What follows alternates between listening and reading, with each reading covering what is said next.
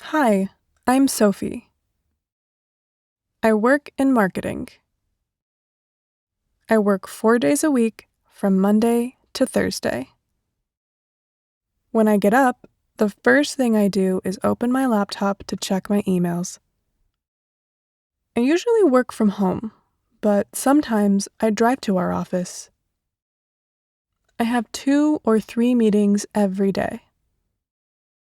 At lunchtime, I do some exercise. Sometimes I go for a short run, and sometimes I go to the gym near my house. In the afternoon, I speak to colleagues and clients. My manager calls me once or twice a week to see how my work is going. On the weekend, I love to spend time with friends and family. In summer, we often organize picnics and barbecues. In winter, we go to concerts or museums.